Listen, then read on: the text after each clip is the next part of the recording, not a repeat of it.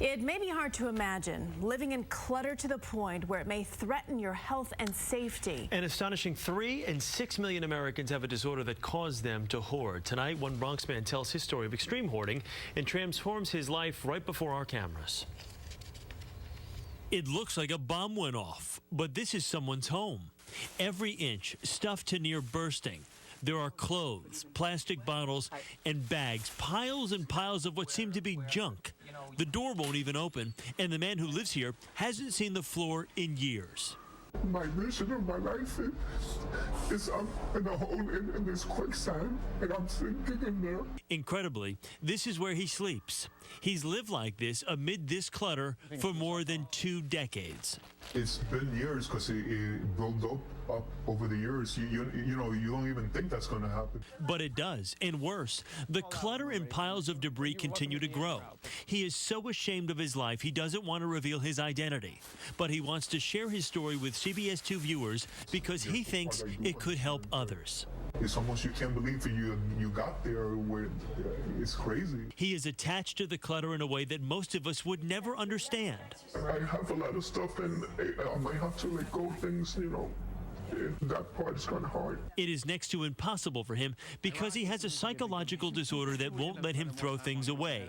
He is a hoarder and fears the worst if he doesn't change. I'll be buried alive in there.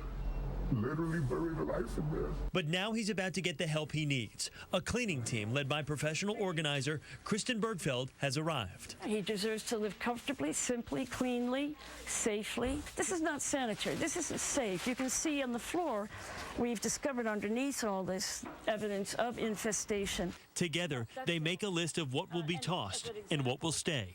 2 sets of weightlifting gears that he wanted to keep. Okay, guys, got the door open. Despite the list, there is some back and forth. The nightstand of the chairs, 1 chair. It's a grueling process, with BERGFELD urging him to give up more.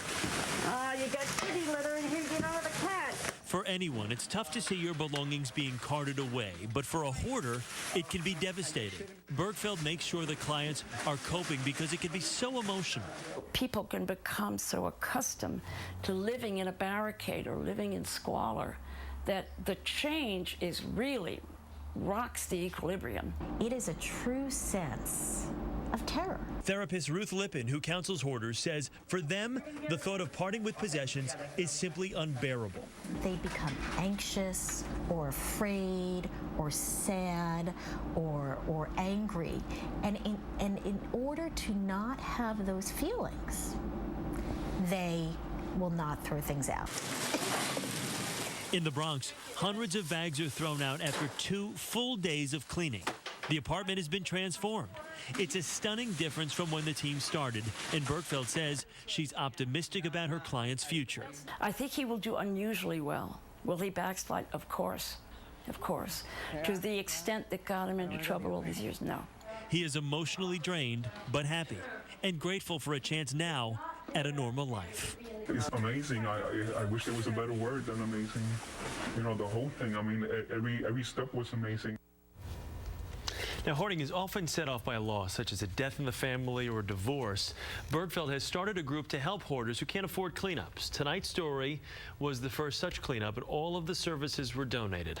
For more information, go to our website, cbsnewyork.com. So important. The first step is asking for help. Yes, it's such a change. And I think the biggest thing is these people get used to it, and it is a disorder, and it's very tough to kind of get them out of that. And we'll see what happens there. It's nice they have services like this, though. Without a doubt.